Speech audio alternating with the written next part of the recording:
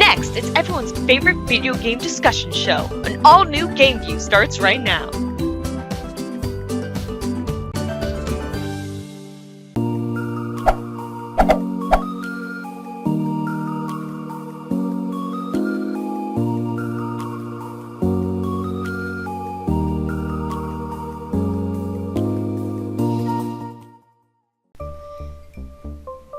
Hey guys, welcome to GameView for December 2017. I'm Scott. And I'm Roxie. Tonight on the program, we've got a lot of stuff to cover for our end of the year edition, everything from Xenoblade Chronicles 2 to our 2018 Nintendo predictions. Let's jump into it right now. It is Xenoblade Chronicles 2 for the Nintendo Switch.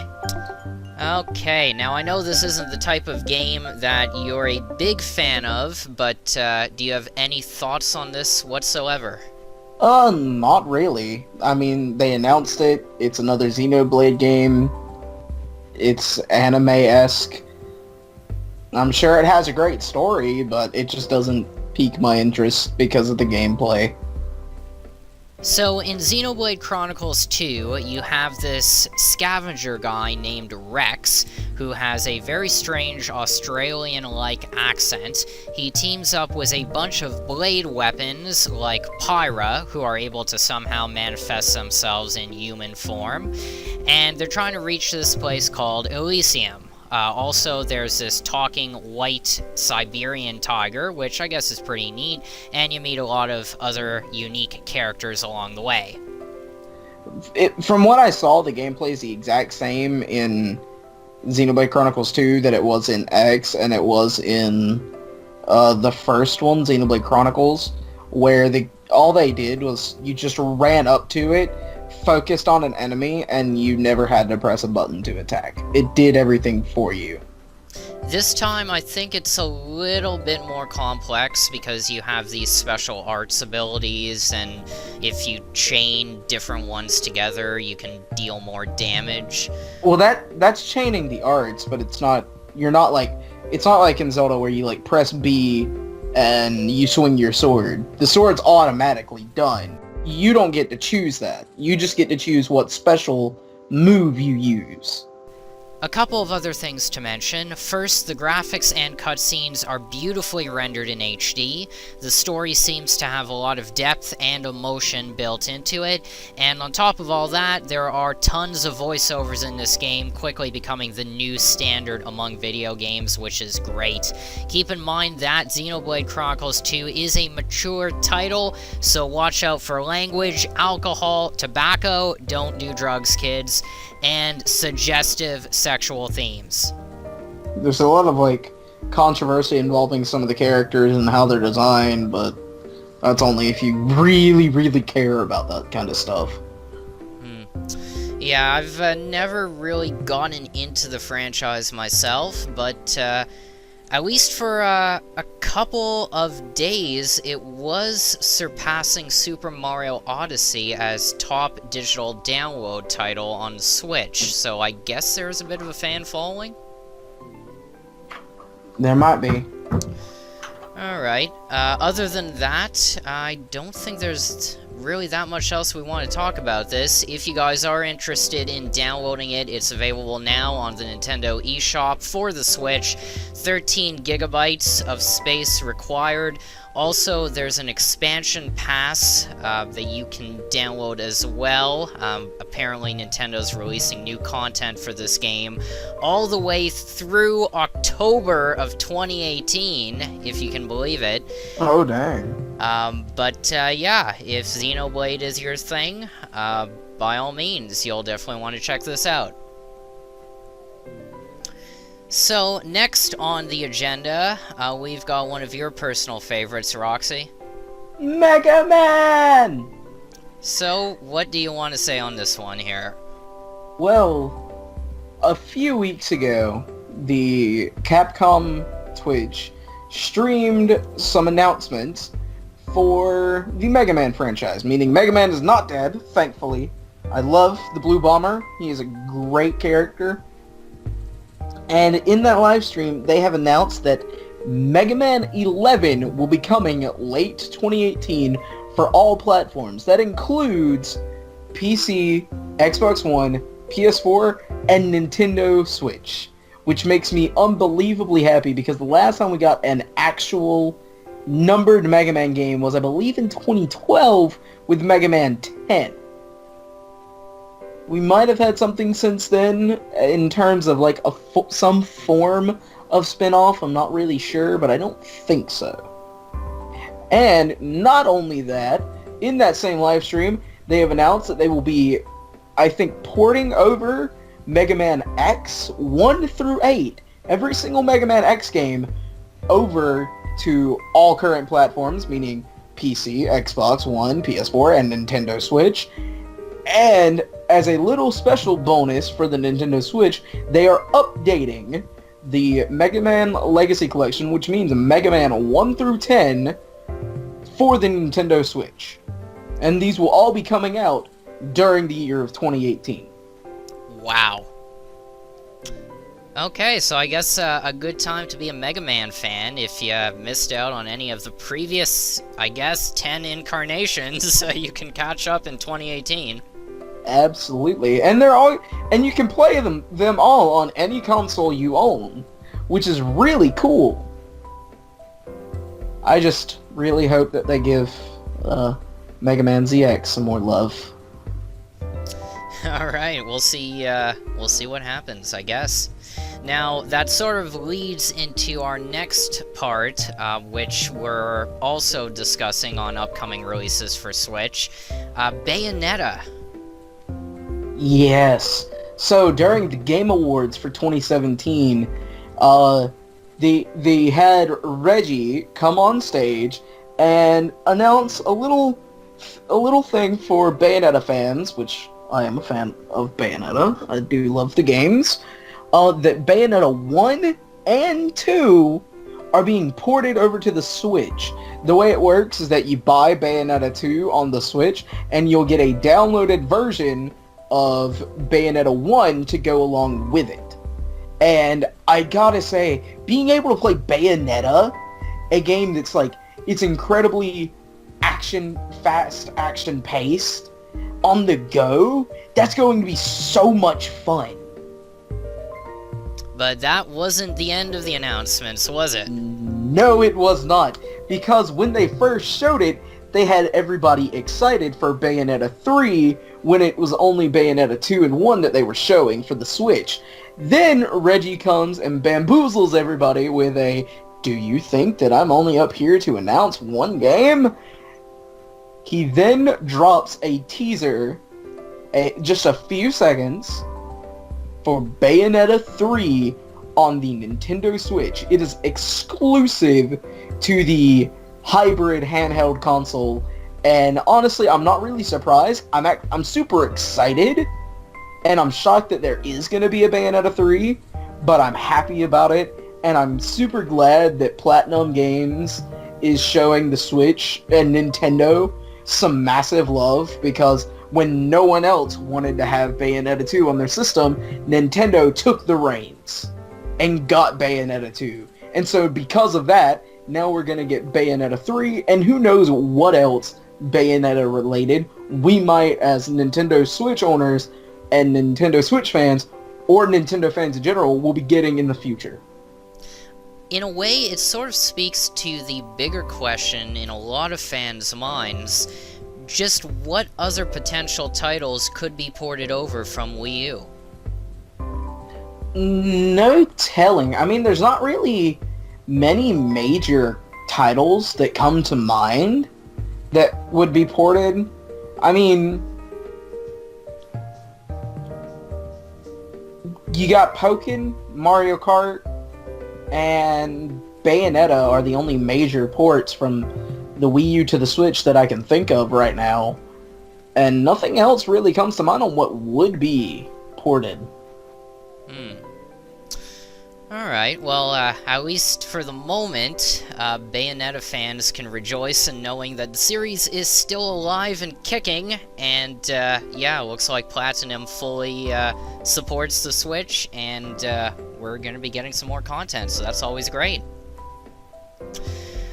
Okay, so next, what we want to discuss is a little bit of Pokemon Ultra Sun and Ultra Moon.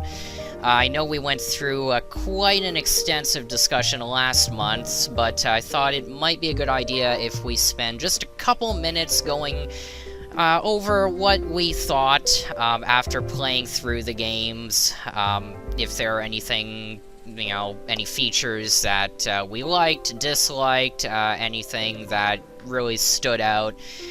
Roxie, I'll let you take the floor first. Well, since out of the two of us, I'm the one that's beaten the games, I can say that the after game was phenomenal. It makes me curious as to what they're going to do for the next non-remake game. If the end game is going to have anything to tie into it. I thought it was really neat how they presented it. Like, some people was just like, oh, you just fight the evil team's leaders again, big whoop. But it was more than that. It was how it was done. And it sort of like reconfirmed what everybody had basically already said, where they took the leaders that were in a universe where their plan succeeded. That's where they were. That's exactly who they were. But it wasn't like, oh, they just got recruited. They sort of fell into it without any choice. But the way, I just can't get over how it was presented, because it was just amazing. It was like, you beat the game, and then you immediately just go into the after game. The end game, or the post game, I should say. One of these. You immediately go into it. You don't get a choice. You have to go into it. And I thought that was so cool that it's like, it's not an optional thing. It's something that's giving you more story. So let's get into a little bit of these specifics on that then, because I haven't gone into that point yet. Obviously, that's the most interesting point that I want to get to after playing through the game. It's probably the most exciting part of it, but how does it all take place? You want to give just like a brief summary of what happens and how everyone gets together there? Well, yeah, sure, I'll do that. But it's a little bit longer than one would think, because you think that once you have defeated once you have beaten the main thing causing the problem of the story, you think that would just be it, and your time with the Ultra Recon Squad would be over. No, once you beat the game, you are immediately thrown back onto Pony Island with the Ultra Recon Squad, catching a couple of Ultra Beasts that snuck out that weren't able to be dealt with, and then once you've finished that, you go back home, and then you are met with Sophocles, who is upset and is freaking out because someone or something hacks into the Festival Plaza, which we all know he owns. And lo and behold, it is Team Rocket.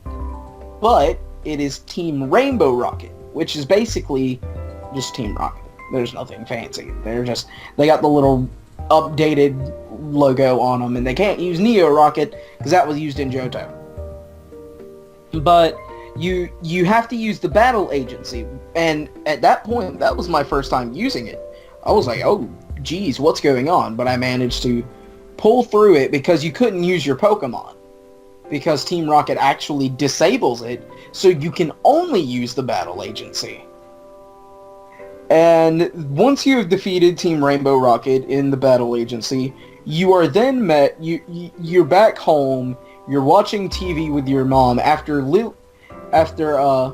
your ordeal, and you're watching this like little cutscene at the Aether Paradise with Lusamine and Faba and what's the lady's name, Scott? The one that helps you in Sun and Moon. Wick? Yeah, Wick. You watching them, and then Giovanni comes on screen. He crashes the interview, breaks the cameras and everything, and takes over the Aether Paradise. Saying that the technology for the Ultra Beast used there will be beneficial to Team Rainbow Rocket and them controlling the world. And so Lily runs in, she's freaking out, and you go to... This is when things become optional. You can either choose to go to the Aether Paradise or choose not to. And if you go there, you will have to... You're basically recreating the scene with Team Skull, where you've got the 3 Rocket members that are lined up. You battle them, and then you get betrayed by Faba. Because everybody knows that Faba is a little lying snake. And this is your actual first battle with a certain character who will be unnamed, because I thought it was really cool. And you'll just have to experience it for yourself or look it up. But once you beat Faba and the Aether Paradise member, you go inside and find that the Aether Paradise, the Aether House that you went into to confront Lusamine, is not what it was before. Now all the walls have been opened, you can venture into them and battle the 6. Yeah, 6. You can battle the 6 different leaders after going through a couple of puzzles here and there. But the most interesting thing is that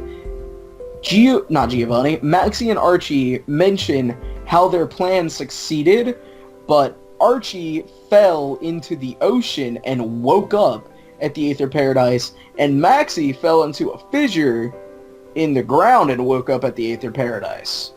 Which means that Giovanni has pulled them from their respective universes. Not to mention, the same thing happens with Cyrus and Getsis and Lysander. And it's all just really cool. And you better hope your levels are on par, because they don't mess around. They are all in like the high 60s. Even the Rainbow Rocket members are in the high 60s. I think, and this is going to sort of make sense when I go through my explanation of it. One of the highlights of Ultra Sun and Ultra Moon has got to be the aftergame. Before I start jumping into my thoughts, was there anything else you wanted to cover? Yes, actually. If you guys are planning on doing any legendary hunting, be sure to go to the Game Freak building in Heya Heya City and disable motion controls.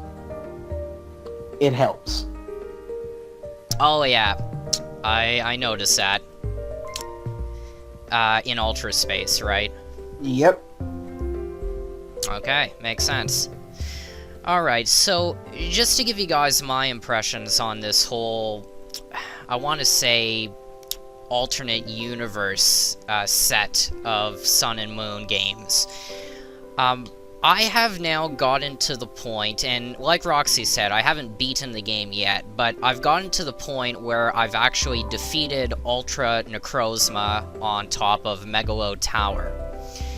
And in a way, I can sort of understand why Game Freak put so much effort into the post-game, and that's because of the lack of real major changes from the beginning to the point where you're actually summoning Solgaleo or Lunala at the altar there.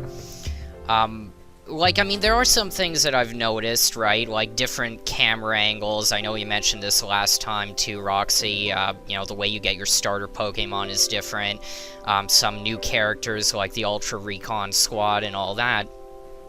But I would have to say that about 85 to 90% of the game, from the beginning up until the point where you get to the altar, where you actually go through Ultra Space and all that, about 85 to 90% of it is very, very similar, right down to the dialogue. Because I can even remember when I was playing through Pokemon Sun a year ago, certain characters, just NPC trainers on the routes, I can remember the exact same lines that they said back then, and Game Freak did not change them one bit. Overall, like, I do enjoy Ultra Sun and Ultra Moon. I'm kind of a little bit disappointed that they didn't make a bit more of a concerted effort in the beginning part just to mix it up. Like, if they did something like Black 2 and White 2, where it took place, 2 years in the future, you started out in a different city altogether, you could see how the region has changed. I think that might have been a little bit better. We'll see.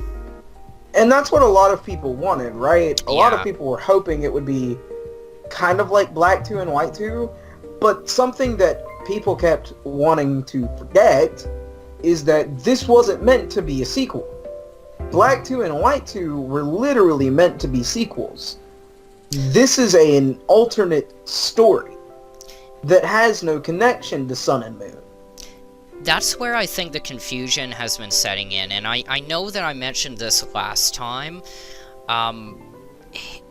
It's like the fan base is a little bit divided, because if you take it as an alternate storyline, it makes sense, except in a way I still kind of wish they would have made some more changes. Like, I mean, of the things I've noticed, right, aside from the camera angles, Alola Photo Club, NPC trainer animations when a battle starts, I noticed that instead of the characters being, like, static for about 3 seconds, you get that full animation, which is great. So I am picking up, like, all these minor details that were put together.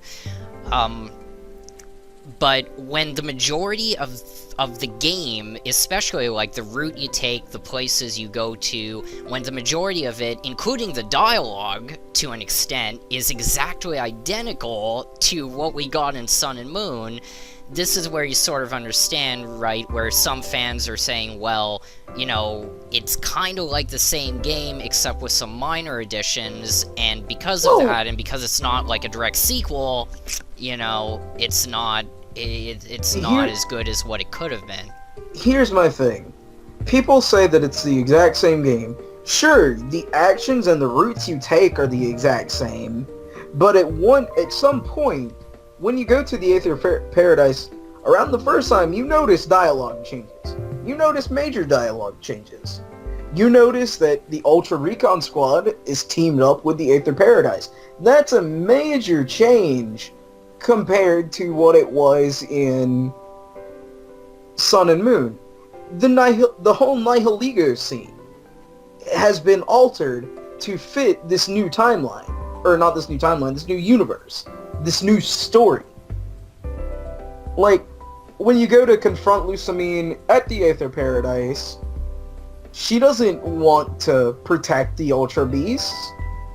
She doesn't want to go in there to see all the Ultra Beasts. She wants to go in there to find Necrozma and stop it from doing whatever evil that it did to the Megalo Tower. She hates the Ultra Beast in this version of Sun and Moon. And that changes how you see her and how you see the story. She hates the idea of Ultra Space, but goes into it because of her disappeared husband, Professor Mole. Like, it's not the same in terms of story. Sure, some dialogue may be the same. You can't expect everything to be different, but the routes you take will still be the same. That's the major thing that people are getting caught up on. Yeah, like, you do notice that. I mean, I do understand both sides of the argument. Just from what I've noticed playing through Ultra Sun, though, it does lean sort of more... Well, I mean, the beginning part, it leans more heavily resemblant to the original games. And like I said, that does make sense, because they wanted the part to be, after you summon Solgaleo or Lunella at the altar, from that point on, the way things work was Ultra Necrozma, Team Rainbow Rocket. That's where they really focus the dev team's time and effort on. So that kind of makes sense. But well, like, you can clearly see that they focused on fleshing out Lusamine more. Yeah. Before you even get to Pony Island. What may be influencing this type of feeling, and I'm just speculating here, is if you think about the previous core games that we've gotten over the past couple of years, right? Every one of them has been, in a way, majorly different than the other, right? Because if you think of, and this goes back to Black and White, right? So you've got Gen 5, Black and White, New Region, Unova. Then you've got Black 2 and White 2 sequels 2 years later. You can obviously see the differences even from the very beginning of the game, pretty obvious. Then you get to 2013 X and Y, New Region, again, Kalos. 2014...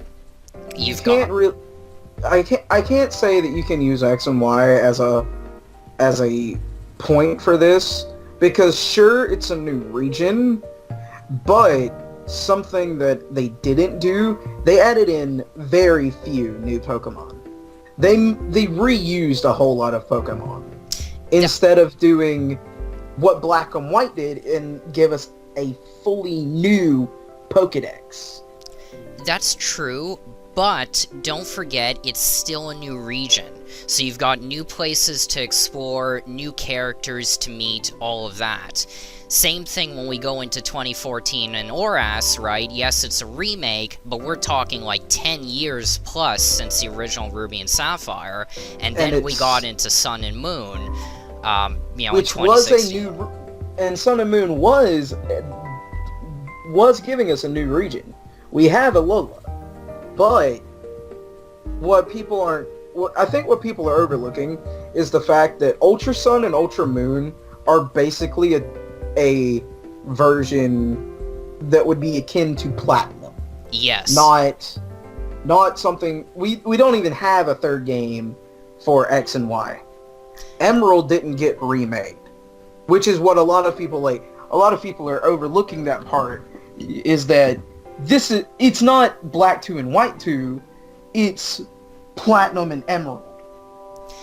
That's actually the point I was going to bring up, and I'm glad you actually took the words right out of my mouth, because that's where I was going with this. When I played through Ultra Sun, even as I'm still playing through it right now, that's what it most resembled like to me. It felt like a third version of Sun and Moon split into, of course, Ultra Sun and Ultra Moon. So 2 different games, but they're both kind of like the third version, and we haven't had that since Platinum. So I think that's where part of the disappointment has been coming in, because, I mean, up until then, right, we had been used to getting a third version, which was pretty much identical to the original 2, but with some minor changes, some, you know, minor additions. And that's what Ultra Sun and Ultra Moon are, except for the post-game, which is, you know, a lot more content. I think the problem with something like this as well is that for every third version we've got, Yellow, Crystal, Emerald, Platinum, and Ultra Sun and Ultra Moon, the story was exactly the same, bar a minor difference. I think the major games here that you can look at would be Emerald and Ultra Sun and Ultra Moon, because they had the most changes compared to their base game. Because Platinum's the exact same up until you get to Spear Pillar. Yeah. It is exactly the same. Then you get put in the Distortion world, then it goes back to being the same. Emerald, you were fighting both Team Aqua and Team Magma. You were fighting both sides while still continuing your journey. Yeah, you still followed the same route, but you still had to go back to other places to do certain things regarding the story. And that's what I think Emerald is more closely related to Ultra Sun and Ultra Moon is than something like Platinum would be. And the reason why is because Ultra Sun and Ultra Moon, I've said it before, and I'll say it again, had more changes. Story related. Like, after you got off the second island, there was story related changes. like, once you got to Aether Paradise the first time, that's when the major story-related changes happen. Once you got to the altar, major story-related changes happen. And after the altar, the game is still different compared to compared to Sun and Moon. Whereas in Emerald, it was, relatively the same. Yeah. But once you leave that altar, the game is still different. You're not taking the same route that you took in Sun and Moon, which is a major spoiler alert. Game's been out for a month already. But yeah, you don't do the same thing that you did in Sun and Moon once you leave that altar. It's totally different. That's where I would say the confusion and the frustration stems from. That's just my opinion. I mean, and other people, they can go farther into this than we are obviously discussing. But I would say when Game Freak announced Ultra Sun and Ultra Moon as the definitive version of Sun and Moon, that's really what it was. You have to look at these games as, yes, it is happening in an alternate universe, but at the same time, go in with the knowledge that these two are essentially a third expanded version of Sun and Moon, and then you will enjoy it better than if you were thinking, oh, well, I expected, everything to be different, because it's not, and especially for the beginning part, until you actually meet Lusamine, until you actually get to the altar, if you just go in with that mindset of, everything's the same, it's the same games, then yeah, you're not really gonna enjoy it. Was there anything else you wanted to touch upon before we move on? Yeah, you can buy Beast Balls in Ultra Sun and Ultra Moon, and it is not impossible to catch legendary Pokemon with them. It is like a 0.03% chance, but it's totally possible because I've done it 3 times already. There you go. So you can catch Pokemon in Beast Balls, other than Ultra Beasts. Okay, so, next up, we've got some more Switch discussion here. Legend of Zelda Breath of the Wild, the final DLC came out earlier this month, and Link has a motorcycle. Yep. They wanted to give him a motorcycle ages ago, but it got scrapped. And so this is basically him having the motorcycle now. Like, some of his earlier designs in Breath of the Wild had him looking like a hipster, because at one point he had a motorcycle and a guitar, and he wore a hoodie. And so this is just them making a callback to the original design. But more on the actual DLC. Basically, you're playing Breath of the Wild story twice, just without the memory collection. And I don't mean that in a literal way. I mean that in a, you do 4 shrines on the Great Plateau like you did at the beginning of the game. Then you go to these 4 different spots for the different champions. Or would it be 3? Yeah, 4. 4. Thought so. I was just trying to make sure my head's straight. You go to the 4 different spots for different champions. Then you do 3 shrines for each. Then you fight the Blight Ganons again. And then you go back to the Great Plateau. You do 1 major dungeon, and this was honestly my favorite thing, because this isn't... What they did was they gave us an actual dungeon.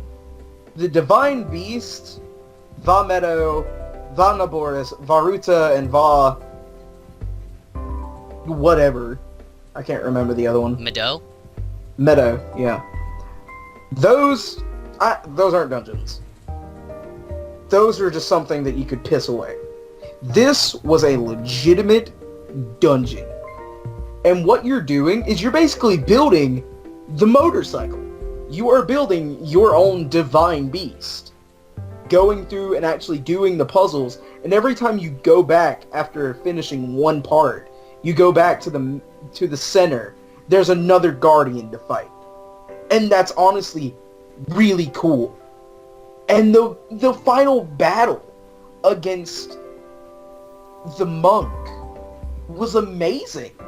Like, the entire game, you go to shrines and you see the monks just disappear. It's like, oh, cool, they're gone. This one, you have to stand up. It stands up in front of you, warps you to this giant platform in the sky, and then you fight it. Like, that's honestly the best fight in the game. There's a twist no one saw coming, right? Right, like when he stood up, I was shocked. Personally, I was hoping for a Link versus Dark Link, or Shadow Link. I was hoping that was behind the door, but I was not disappointed. Oh, and by the way, you can refight that monk as much as you want. Not many people know that. But you can refight the monk and experience the amazing, possibly the best fight in the entire game. Lionel's big whoop. Thunderblight Ganon's big whoop. I'm sorry, language. The Ganon fight, meh. The Ganon fight's probably the worst fight in the entire game. Not because it's a hard fight, but because it's so boring. It is just a boring fight. The monk fight, there's so much buildup. It's unexpected. And it's so cool. When I first started the DLC, my god, I'm not gonna lie, I was dying a lot, especially on the Great Plateau, was that item, the one-hit obliterator that knocks you down to a quarter of a heart, and you have to sort of stealthily pick apart the enemies one at a time. But yeah, I mean, it was nice having a challenge. Seeing all of these different shrines pop up afterwards, you know, as you go to the different divine beasts. Some of the shrines are actually in pretty good locations. Like, you know, originally, you know, I know some of the complaints were that, like, you know, you couldn't spawn near, like, the 3 dragons on the map, and some of the shrines are actually close to there, so it seems like maybe Alnuma was listening, and he decided to put the shrines where people would want to actually spawn. And other than that, favorite part of the DLC is when Daruk actually was scared of the dog in the cutscene. That was so funny. So, that sort of nailed it for me. That made me laugh so hard when I saw that. I was like, is this a serious scene? Are we really seeing this right now? And we were, and it was just so great. I loved it. I think DLC pack number 2 makes up for the lack of story content in DLC number 1, wouldn't you say? There was story content in the first DLC pack? Exactly my point. Well, Alright. You can say it makes up for the lack of story, but even then, the game still doesn't have closure. Like, even if you go and beat Ganon after you beat the monk and you get the motorcycle and everything, you're still met with the same ending cutscene. You beat Ganon, you rescue Zelda, and Zelda tells you that Varuta, or Varuto, or whatever, has stopped working. And so you go to they go to Zora's domain. But that's it. You don't... it's like it leaves you with this sense of desire. You want to know why Varuta has stopped, right? You want to go and explore this saved Hyrule, but you can't. And so it leaves you with a bad taste in your mouth. I will say, that is the one thing I wish they had done differently. I'm not a huge fan of games with hard endings where, like, you save before the final boss fight and then you beat them and that's it, and there's like no content beyond that, because then, you know, you reload the save file and it's back right where you were before beating the final boss again. I guess in a way, that's how every Zelda game is. Yeah, Like, I wish they would have expanded it like you were saying, though. I mean, at least to the point where you can see on the map the mission objective, destroy Ganon, is gone because you finally beat him. Maybe a couple of things happen post-game just to signify that, you know, you have defeated him, things are starting to go back to normal in Hyrule. But who knows, maybe they're saving it for maybe a sequel? Well, I understand that, like I just said, it's like every Zelda game. You can go back and refight Ganon over and over and over again, but the other Zelda games give you closure when you finish off Ganon. They are officially ended without any sense of, I wonder what's gonna happen next. They aren't, you aren't left with a, let's go to X and see what's going on. At the end of Ocarina, you beat Ganon, you place the Master Sword back in its pedestal, and then you, as Child Link, are sent back in time, and you warn Zelda, and then Twilight Princess happens. But you're also abandoning the timeline that you know, where Hyrule got destroyed, which leads into Wind Waker. And so, in Wind Waker, you get, you know, you stab Ganon in the forehead with the Master Sword. He's stone. He's underground, or he's underwater. He's dead. All right, and then you get the scene with, off we go to a world of adventure on a boat, and then you get Phantom Hourglass. You know, direct sequel to Wind Waker.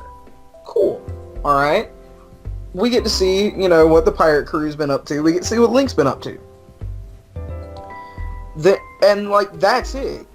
Then you get Spirit Tracks, which is like 100 years after Phantom Hourglass. Cool.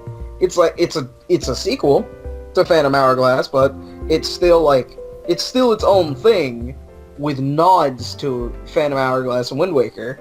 But then you've got, like, you know, Majora's Mask, the direct sequel to Ocarina of Time, where you aren't really, Majora's Mask, you weren't really left wanting Majora's Mask, but it was a great game because of how Ocarina ended. Ocarina didn't end with Link going off to find Navi. It doesn't end like that. That's how Majora's Mask starts. And that's honestly how whatever next Zelda game, if they choose to continue to flesh out this Breath of the Wild era, if they choose to flesh it out, that's what they should have done. They should have cut out the whole Zelda and Link going to Zora's domain and used it for the next game. Like, even in Twilight Princess, which is not the last game in the child timeline, but second to last, because you have Four Swords Adventure, which oddly takes place at the end of that timeline. But, like, you have Twilight Princess, Midna has gone back into the Twilight Realm, Ganon has been killed, and you have placed the Master Sword back in its pedestal. And that's it. You're not left with a sense of, oh, geez, I wonder what Zelda's up to. Oh, geez, I wonder what Link is going to do. You're not left with that, because the game ends appropriately. So, let's get into a little bit of speculation then, because a few days ago, it was announced that Aonuma had begun work on the next Zelda title. Now, obviously, we don't really have a lot of information on it. We don't even know if it's going to be on the Switch, although I would assume so. I would assume so as well. What would you like to see as the next title? Personally, I would love to see it as a continuation of this Breath of the Wild story. I would love to see what Zelda and Link are going to do to rebuild Hyrule. But at the same time, I also want the next Zelda game to like be something different. Because Breath of the Wild, I love it. It is a fantastic game. It is totally deserving of Game of the Year in my opinion. But it also left a bad taste in my mouth to where it makes me just want to play other Zelda games for the story. I don't play Zelda games for the exploration. Like, yeah, exploring it is cool and all, but I would rather play for something that's story enriching. And so I really hope that the next Zelda game, it's either going to be one of two things. You know, the continuation where Zelda and Link are going through the remnants of Hyrule to rebuild it and make it better. Or they, you know, make something new. That's hopefully not Korok Seed Finding Simulator. So, that leaves just one question left, because I know a lot of people have been debating about this, just in terms of release dates and all that. Would you rather they spend the extra time, and by that I mean we're talking another 4 to 5 years from now before we see another Zelda, on creating, I guess, brand new area, brand new story, new assets, everything from scratch like they did with Breath of the Wild? Or would you prefer they came out, let's say, 2-3 years from now with some kind of a sequel or continuation, and that way we could actually, you know, get into playing another Zelda without having to wait half a decade? Well, see, this is the thing, right?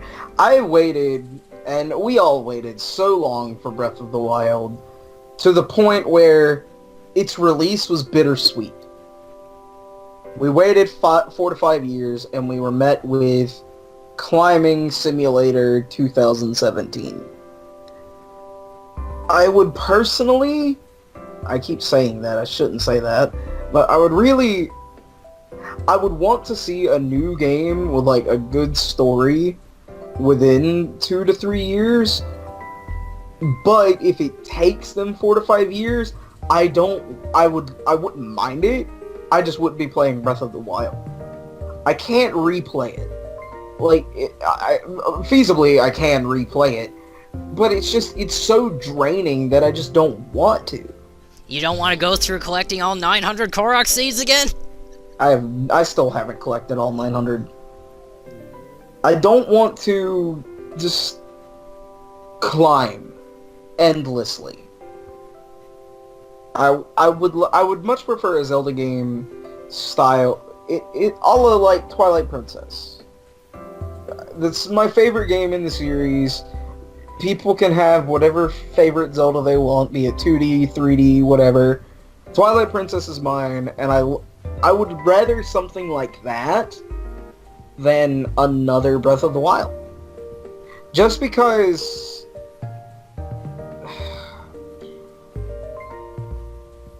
I don't know, just because Breath of the Wild, it really left a bad taste in my mouth. I love the game. I really do. I'm glad that it went back to its roots. But at the same time, it got boring. It suffered the same thing that Wind Waker and Twilight Princess and Ocarina and Majora's Mask suffer through. It has a very, very empty overworld. Alright. Well, we'll see what Alnulma comes up with. One thing's for sure, I do have to give the man and his development team credit, because, I mean, look how quickly, after finishing the DLC, have they already started working on the next title, which I guess makes sense, considering how long it takes, but, you know, at least give those designers, you know, some time off, so they're not working 24/7, right? Oh, absolutely. I love the Zelda team so much. Aonuma is a gift to us. He really is. Him and his entire team. Alright, so, next up, what I wanted to do, since it is the end of the year, just a couple of final things to get through here. First off, sales results for Nintendo systems in November 2017, and yes, I know it's a month ago, but this is the most recent statistics that we've got, so let's just go with it. Nintendo Switch, top 3 sellers for November were, and as it's no surprise, Super Mario Odyssey, MK8D, and Legend of Zelda Breath of the Wild. For Nintendo 3DS, and this may be a little bit of a surprise to some of you, you want to take a wild guess at what fell in the top 3 here? Ultra Sun and Ultra Moon, Mario Party, the top 100, because I think that came out in November, and November.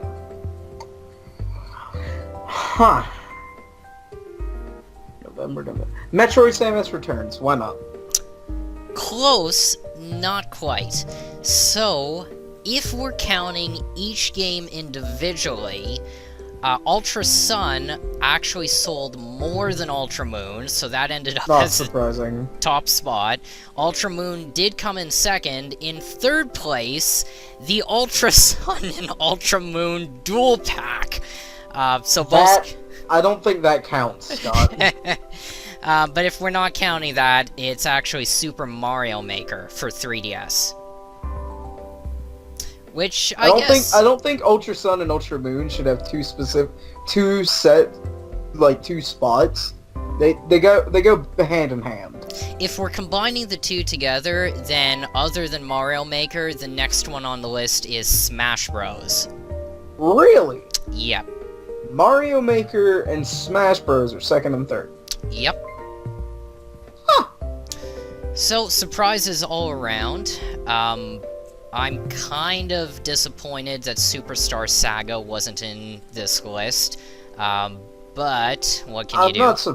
I'm not surprised. I think Superstar Saga would be too niche of a game for it to be like top 3. That sort of leads into our next topic a little bit, though. Favorite games of 2017. You want to go first? Sure. I played a lot of games this year, and I gotta say my favorite games had to have been Ultra Sun and Ultra Moon, definitely. They were amongst the top whatever. Breath of the Wild, you know, I'll give it some criticism, but I do love it. I haven't played a Mario Odyssey, so I can't count that. Splatoon 2, favorite game of 2017. And I know it's not a Nintendo title, but Persona 5. Absolutely, possibly my favorite game of the entire year was Persona 5. Awesome. For me, I would have to say, in terms of most enjoyable experience overall, since I was really into Sun and Moon last year, I'm gonna leave the Ultra versions out this time.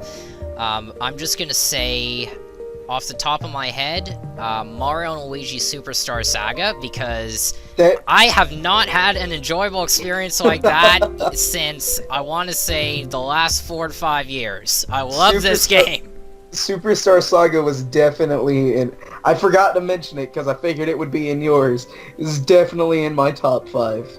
If any of you love turn-based JRPGs, buy Superstar Saga, okay? You will not be disappointed. If you liked the humor in Paper Mario games, pick up Superstar Saga.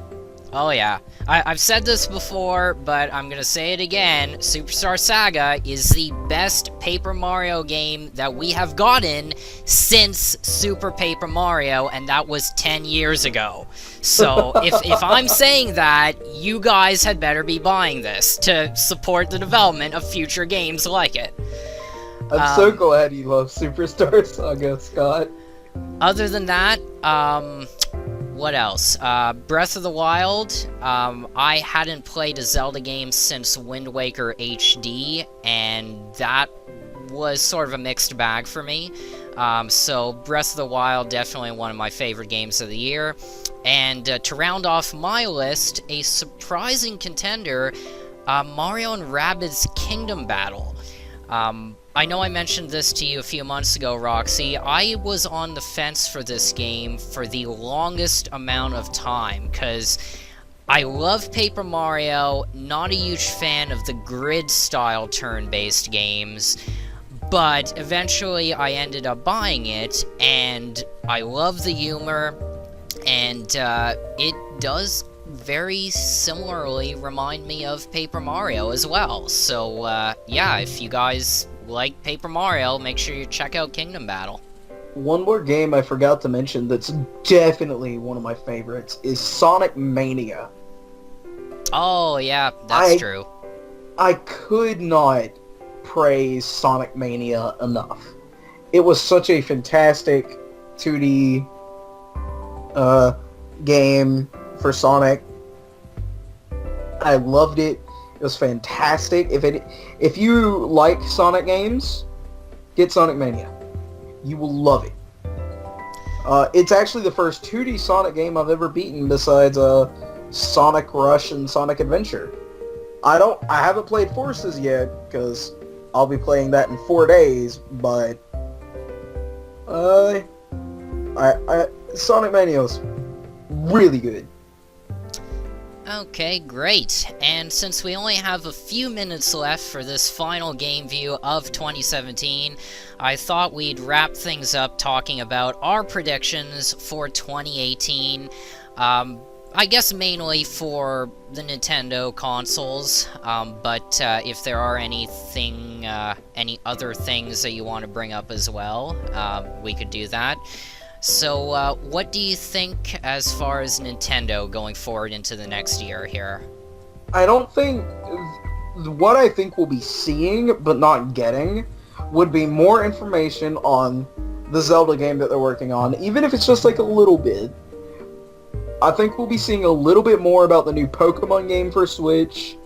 We'll definitely be seeing a lot more information about Metroid Prime 4.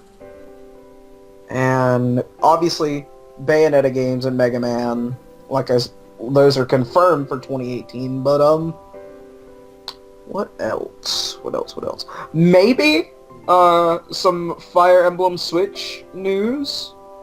This might be the game that will actually put me into Fire Emblem.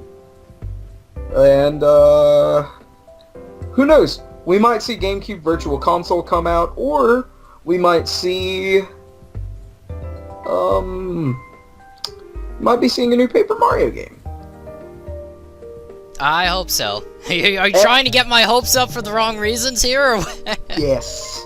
And I think we'll be seeing more about Persona Q2, which will be releasing on the 3DS, according to the Persona Q2 website. Okay. Sounds good. Here are my thoughts on 2018. So we already know the games that are supposedly releasing. I think as far as first-party titles, and some of these are a little bit more obvious than others, but I would assume the first one we're gonna get is Kirby Star Allies. That's for the Switch, probably a Q1 release. After that, probably we're gonna get the Yoshi that they've been working on. I forgot Kirby and Yoshi were getting games on the Switch, to be completely honest with you. Oh, well, that shows how much interest is in them, I guess. Other than that, I would guess, and I could be wrong, but I would guess that Fire Emblem would be either a late Q3 or Q4 release. For Pokémon, I'm still on the fence. I mean, I don't think they're going to push it out until Q4 at the earliest, and I still firmly believe we're looking at 2019, but that's just me.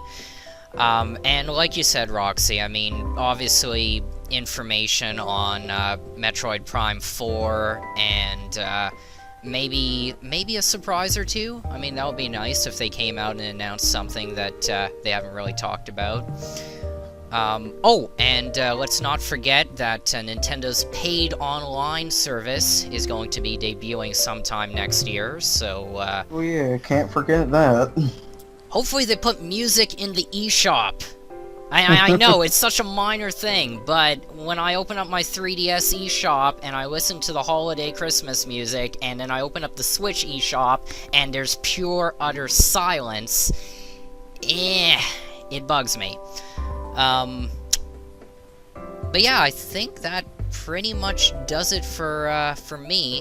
One other non-Nintendo thing I want to bring up, Age of Empires 4.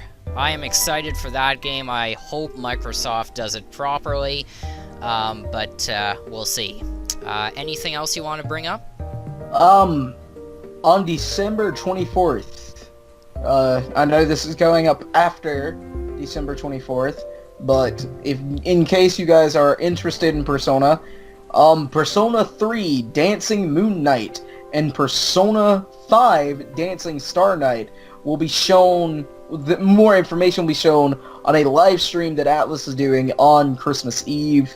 So if you see this video and you haven't seen anything about the Persona dancing games, be sure to look into that.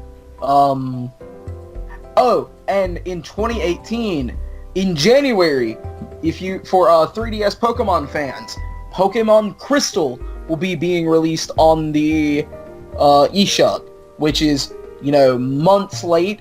We all know how irritated I was that Crystal didn't get a actual release with Gold and Silver, but Yellow did. But whatever.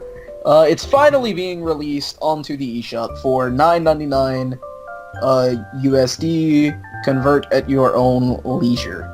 And that's it, we're done for tonight. Remember, you can get the latest announcements and updates on your favorite TOONDISE programs by visiting the all-new TOONDISE.com. Also follow us on Twitter at TOONDISE, #GameView. And if you enjoy what we're doing, you can show your support on patreon.com/TOONDISE, and also by hitting that like button. As usual, I'm Scott.